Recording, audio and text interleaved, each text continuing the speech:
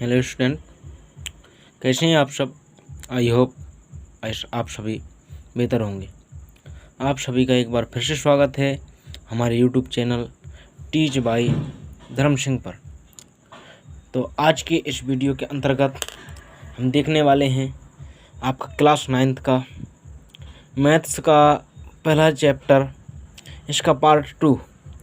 इससे पिछले वीडियो में हमने आपको संख्याएं, जितनी भी प्रकार की संख्याएं होती थी सभी संख्याओं की परिभाषा, उन्हें उदाहरण सहित बताया था और साथ ही आपको ये बताया था कि दो किन्हीं परमेय संख्याओं के मध्य अनेक परमेय संख्याएं ज्ञात कर सकते हैं।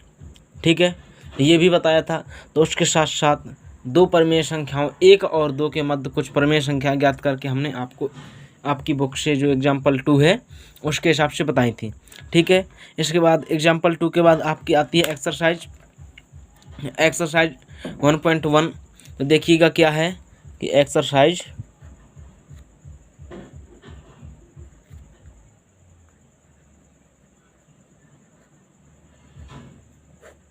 इसमें क्या है आपका पहला क्वेश्चन। आपका देखिएगा, आप बुक में देखिएगा, यहाँ पर आपको हम बुक दिखा दे रहे हैं। यहाँ पर आप बुक में देखिएगा तो बुक में आप पाते हैं कि पहला सवाल है कि क्या शून्य एक परमेय संख्या है। क्या आप इसे p/q के रूप में लिख सकते हैं जहाँ p और q पूर्णांक हैं तथा q बराबर नहीं है 0। ये आपका पूछ रहा है। तो क्या एक शून्य परमेय संख्या है। उस दिन हमने बताया था कि शून्य तो देखिए एक पूर्ण संख्या है, पूर्ण है तो पूर्णांक भी होगी, और जब पूर्णांक संख्या है तो ये परमेय भी होगी। तो आप लिखेंगे, इसका आंसर लिख देंगे डायरेक्टली। हम आपका इसका आंसर बता रहे हैं, देखिएगा। तो आपको डायरेक्टली इसके आंसर में लिख देना है कि हाँ, शून्य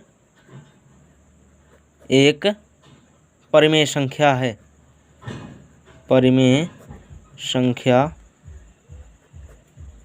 है। ठीक है, अब इसे p/q के रूप में आपको लिखना है। तो लिख दीजिए कि इसे p/q के फॉर्म में के रूप में निम्न प्रकार से लिखा जा सकता है।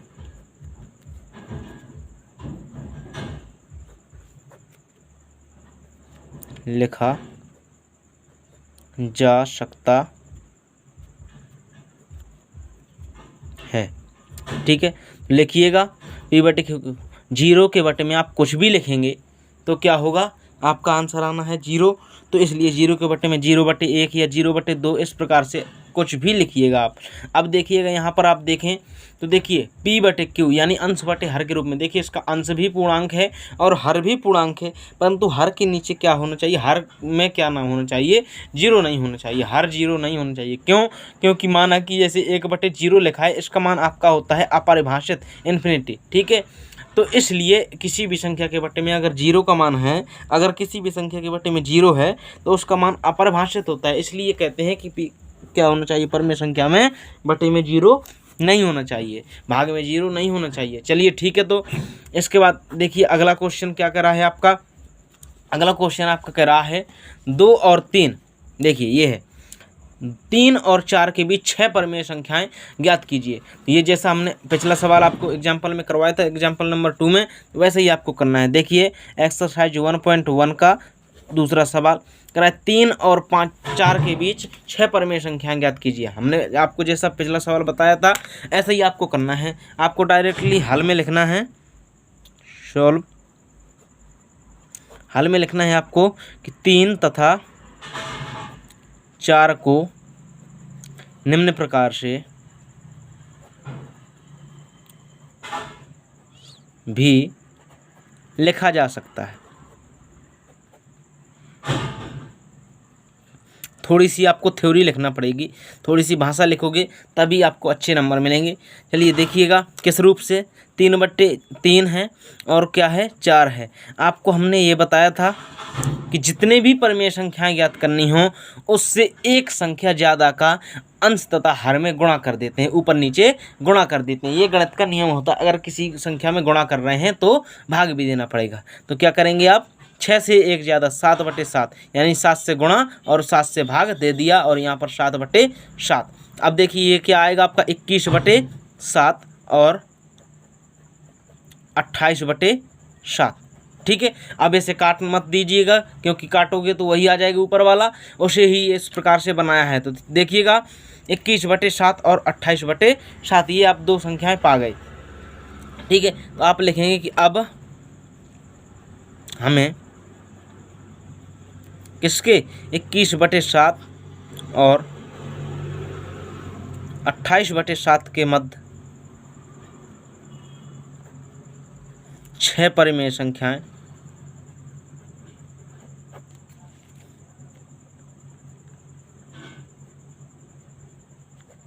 ज्ञात करनी है। करिएगा। अब इससे सीधा सी बात है कि 21, देखिए ये 7 या 21 तो 3 है, और ये 7 को 28 ये 4 है, इनके बीच की लिखना है। तो आप आगे बढ़िएगा। 22/7, 23/7, 24/7, 25/7 और 26/7। यदि ये कट जाएं तो काट देना, परंतु यहाँ पर तो ये किसी भी संख्या से नहीं कट रही हैं, कोई भी नहीं कट रहा है ऊपर नीचे की किसी अन्य संख्या से कट रहा हो, तो बस यही आपका क्या हो जाएगा, आंसर लिख देना। अतः यही अभीष्ट संख्याएं हैं। ठीक है, ये आपका आ गया आंसर। इसी प्रकार से आपका जो तीसरा सवाल है ये आपको समझ में आ गया होगा। करना क्या है, कुछ नहीं करना है, एक लाइन लिख देना है कि इसे निम्न प्रकार से लिखेंगे। किस प्रकार से, कि जितनी संख्याएं पूछे उससे एक अधिक संख्या का गुणा और भाग कर दीजिएगा, बस उनके बीच की संख्याएं लिख दीजिएगा। ज़्यादा हो तो अब इसमें कई बार आता है कि नीचे वाली ये संख्याएं जो होती हैं कुछ कट जाती हैं, तो उन्हें काट दीजिएगा और बाकी आपका ज्यों कहते हैं। ठीक है, तो इसी प्रकार से आपका क्वेश्चन नंबर देखिए ये दूसरा हुआ। इसके बाद जो आपका है क्वेश्चन नंबर 3, तो क्वेश्चन नंबर 3 में आपका क्या कह रहा है ये देखिएगा। क्वेश्चन नंबर 3 में आप बुक्स में देखेंगे तो आपकी बुक में पाएंगे कि दे रहा है कि 3/5 और 4/5 के बीच 5 परिमेय संख्याएं ज्ञात कीजिए। 3/5 और 4/5 के बीच कितनी, 5 परिमेय संख्याएं। ठीक है, तो आपको क्या करना है, फिर वही बात ज्यों कहते हो, इससे घबराना नहीं है कि ये बटे में है, इससे कोई बात नहीं, घबराना है ही नहीं है। आपको ज्यों कहते हो लिख देना है कि इसे निम्न प्रकार से लिखा जा सकता है। 3/5 और 4/5 को निम्न प्रकार से भी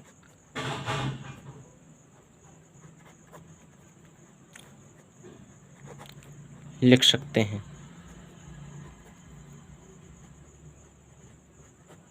लिखिएगा किस प्रकार से, ऊपर नीचे आप अब इसमें कितने का गुणा करोगे, आप इसमें गुणा करोगे 6 का, तो 3/5 6/6 और 4/5 6/6। देखिएगा ये आएगा आपका 18/30। इसे भी काटने की कोशिश मत करना, अन्यथा वही आ जाएगा। और क्या आ जाएगा आपका 6 को 24/30। अब आपका करना है, आपको करना है कि लिख देना, अब हमें क्या करना है कि 18/30 18/30 एंड 24/30 के बीच 5 परिमेय संख्याएं ज्ञात करनी है।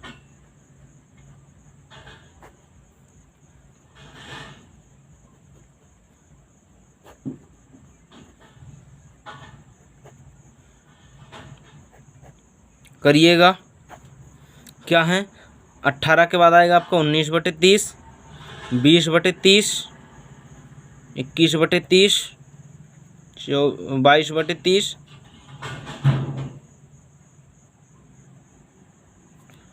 23/30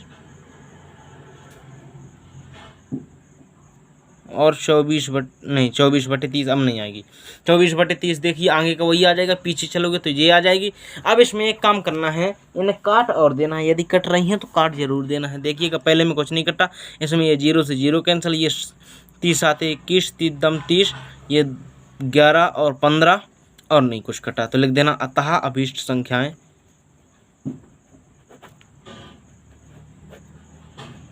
अभीष्ट का मतलब जो भी संख्याएं पूछ रहा था वे संख्याएं कौन सी हैं, 19/30, 2/3, 7/10, 11/15 एंड क्या है 23/30 हैं।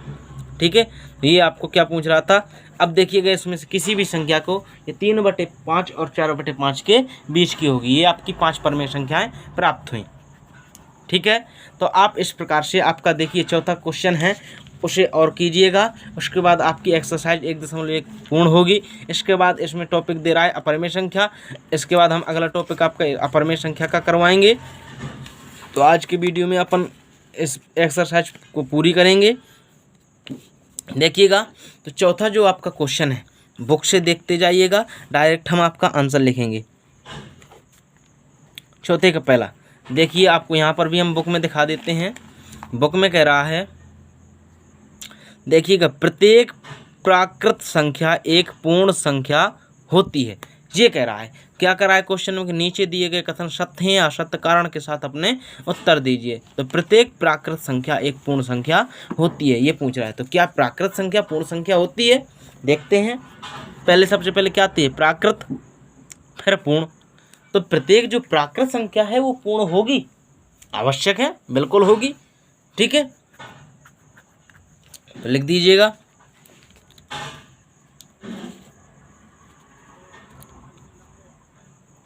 कि हाँ, आंसर में डायरेक्टली प्रत्येक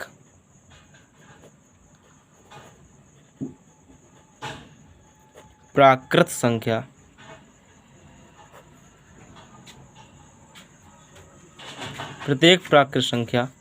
एक पूर्ण संख्या होती है।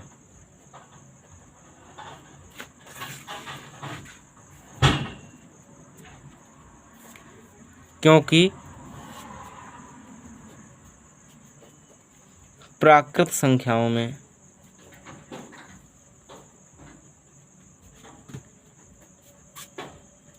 ही शून्य को सम्मिलित करने पर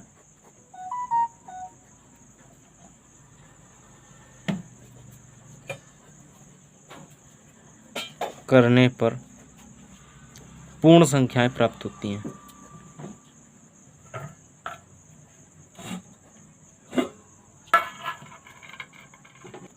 हाँ, तो देखिएगा आपका क्या हुआ कि प्रत्येक प्राकृत संख्या एक पूर्ण संख्या होती है, क्योंकि प्राकृत संख्याओं में ही शून्य को सम्मिलित करने पर क्या होती हैं, आपको पूर्ण संख्याएं प्राप्त होती हैं। अगला आपका कह रहा है बुक में, देखिएगा कि प्रत्येक पूर्णांक एक पूर्ण संख्या होती है। क्या प्रत्येक पूर्णांक एक पूर्ण संख्या होती है, देखिएगा।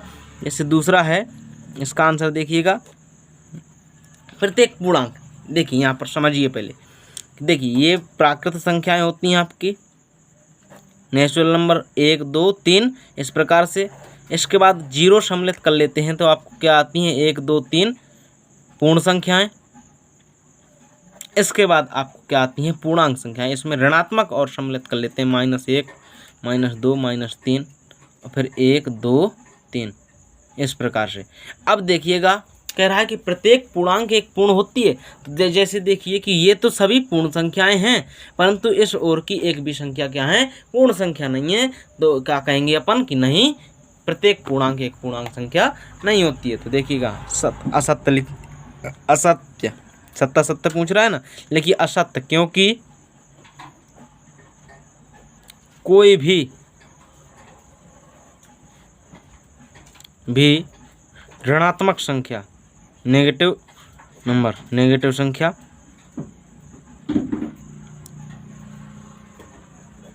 पूर्णांक तो होती है, पूर्णांक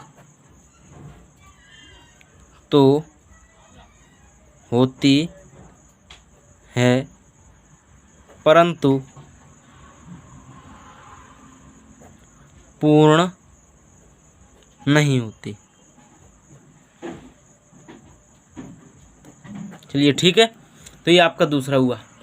यदि आप लोग इस चैनल पर नए हैं तो चैनल को सब्सक्राइब कीजिएगा और कंटिन्यू वीडियो में पूरा अंत तक बना रहा करो, पूरा समझ में आएगा आपको। आपका हम एक एक क्वेश्चन एग्जाम्पल सहित करवाएंगे। पूरी इस बार से हम आपका पूरा सिलेबस करवाएंगे। वीडियो को शेयर कीजिएगा, अपने दोस्तों को बताइएगा कि इस प्रकार से पढ़ रहे हैं। और वीडियो में अगर कुछ भी आपको समस्या आती है तो आप कमेंट करके ज़रूर बताइएगा। वीडियो को लाइक कीजिए, दोस्तों के पास शेयर कीजिए, ठीक है। तो इसके बाद देखिए आपका एक देखिए इसमें अभी तीसरा क्वेश्चन और बचा है, चौथे का तीसरा कह रहा है प्रत्येक परिमेय संख्या एक पूर्ण संख्या होती है। तो देखिएगा जब पूर्णांक संख्या पूर्ण नहीं हो सकती तो फिर परिमेय क्या होगी। चाहे तो यहाँ पर आप ऐसा ना लिख करके उदाहरण भी दे सकते हैं कोई, जैसे कि -3 एक पूर्णांक है परंतु पूर्ण नहीं है। इसी प्रकार से लिखिए, इसमें लिखेंगे अपन असत्य तीसरे में, क्योंकि लो 1/2 एक पूर्णांक संख्या है, नहीं सॉरी परिमेय संख्या है। परिमेय पूछा है उसने कि क्या परिमेय पूर्ण होती है, परिमेय संख्या है परंतु पूर्ण संख्या नहीं है।